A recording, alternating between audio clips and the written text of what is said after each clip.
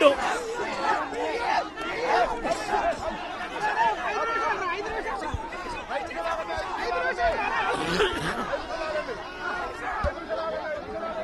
సచివాలయానికి చంద్రబాబు నాయుడు గారి సచివాలయానికి చంద్రబాబు నాయుడు గారి ఇంటికి గుంటూరు మిర్చి యార్డు ఎంత దూరం?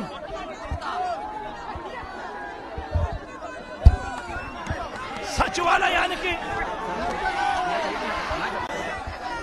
తన సచివాలయానికి కూతవేటు దూరంలో ఉన్న గుంటూరు మిర్చి యార్డులో రైతులు పడతా ఉన్న అవస్థలు చంద్రబాబు నాయుడు గారికి అర్థం కావడం లేదు.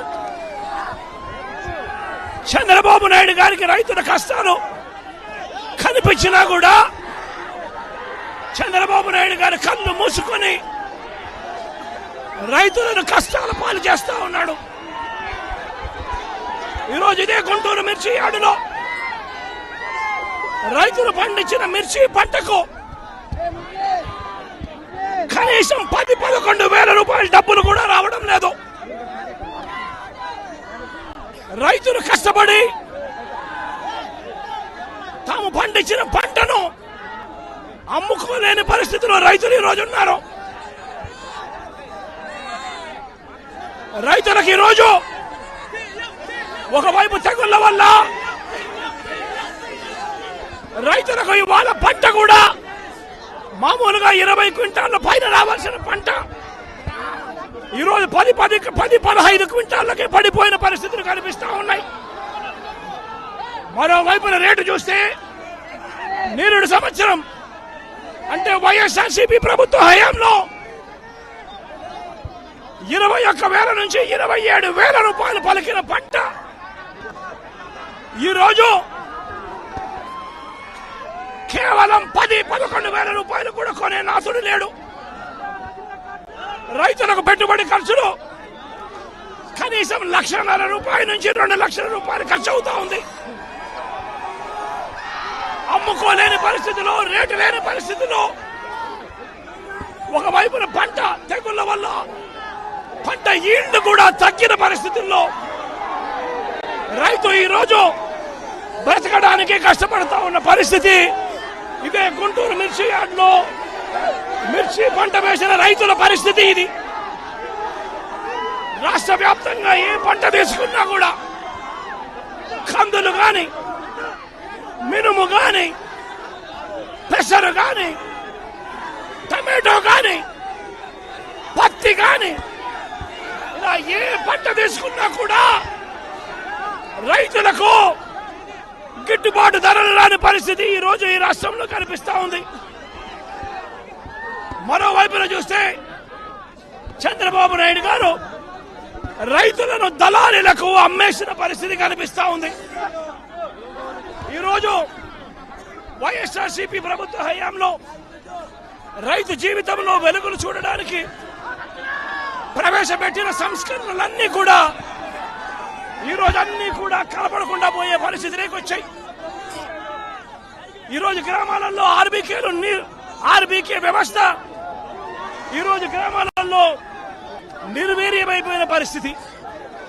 ఈ క్రాప్ వ్యవస్థ నిర్వీర్యమైపోయిన పరిస్థితి.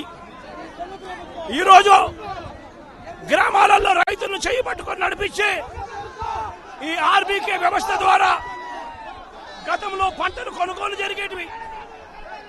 ప్రతి రైతు కూడా ఈ క్రాప్ కింద రిజిస్టర్ చేసుకున్న ప్రతి రైతుకు కూడా గిట్టుబాటు ధరలు వచ్చే విధంగా ఆర్బీకేలో ఈ మాదిరిగా పోస్టర్లు కనిపించేవి.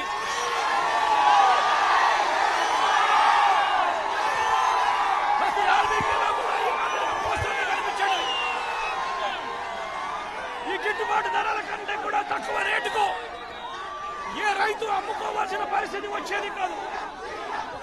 ఒకవేళ అమ్ముకోవాల్సిన పరిస్థితి ఏ రైతుకైనా ఉంటే ఆ రైతు ఆర్బీకేకి వచ్చి రిజిస్టర్ చేసుకుని 1907కు ఫోన్ చేస్తే చాలు, ఆ రైతులకు వెంటనే ప్రభుత్వం జోక్యం చేసుకుని పంటలు కొనుగోలు చేసే పరిస్థితి.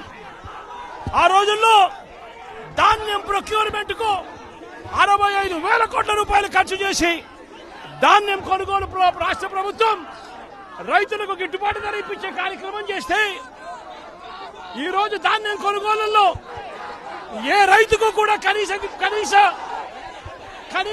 ధర రాలేదు. ప్రతి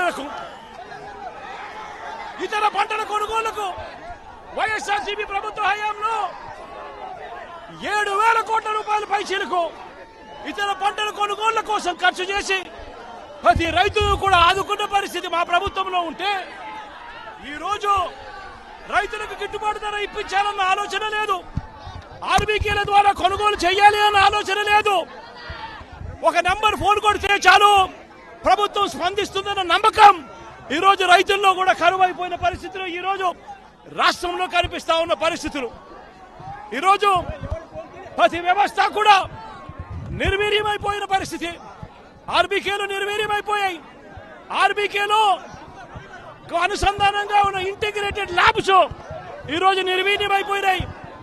గతంలో ఎవరైనా కల్తీ విత్తనాలు అమ్మాలనుకుంటే ప్రభుత్వం ఉంది అని చెప్పి భయపడే పరిస్థితి నుంచి ఈ రోజు యథేచ్ఛగా ప్రభుత్వమే దగ్గరుండి ఆర్బీకేల ద్వారా ఎరువులు సప్లై, విత్తనాల సప్లై ఆపేసిన కార్యక్రమం జరుగుతూ ఉంది.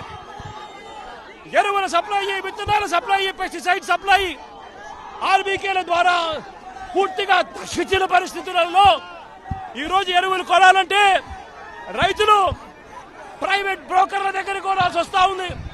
ప్రైవేట్ డీలర్ల దగ్గర కొంటే వాళ్ళు కనీసము 100 రూపాయల నుంచి 400 రూపాయలు బ్లాక్ లో అమ్ముతా ఉన్న పరిస్థితి ఎరువులకు సంబంధించి.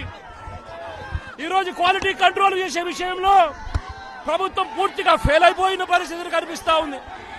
నాణ్యమైనటి మాత్రమే అమ్మే పరిస్థితి గతంలో ఆర్బీకేల ద్వారా చేస్తే రాష్ట్ర ప్రభుత్వం ఈ రోజు నాణ్యమైనటివి ఏవి కూడా రైతులకు సప్లై కాకుండా ఉండే పరిస్థితి ఈ రోజు రాష్ట్రంలో నెలకొని ఉంది.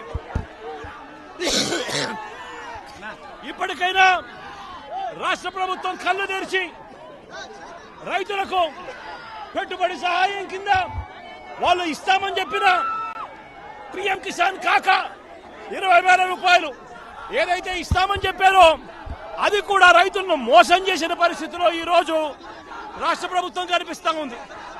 రైతులకు ఈ రోజు 0 వడ్డీ రాని పరిస్థితి ఈ రోజు రైతాంగం మీద కనిపిస్తా ఉంది.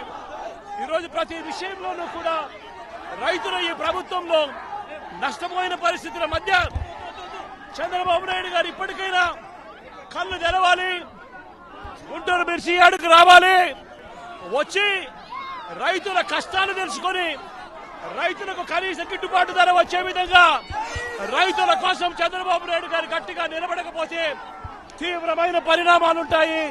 రాబోయే రోజుల్లో రైతుల తరపున చంద్రబాబు నాయుడు గారిని హెచ్చరిస్తా ఉన్నాం.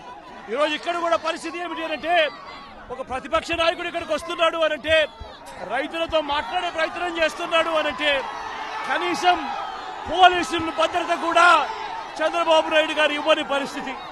నేను ఇదే చంద్రబాబు నాయుడు గారికి చెప్తా ఉన్నా, ఎల్లకాలం ఈ ప్రభుత్వం ఉండదు. రేపొద్దున ప్రతిపక్షంలో మీరు కూర్చున్నప్పుడు ఇదే మాదిరిగా పోలీసు భద్రత మేము తీసేస్తే ఎలా ఉంటుందో ఒక్కసారి ఆలోచన చేసుకో చంద్రబాబు. నువ్వు చేస్తా ఉన్నది కరెక్టా కాదా అన్నది కూడా ఒకసారి ఆలోచన చేసుకోమని చంద్రబాబు నాయుడు గారికి ఈ సందర్భంగా గట్టిగా చెప్తా ఉన్నాం, విజ్ఞప్తి చేస్తూ.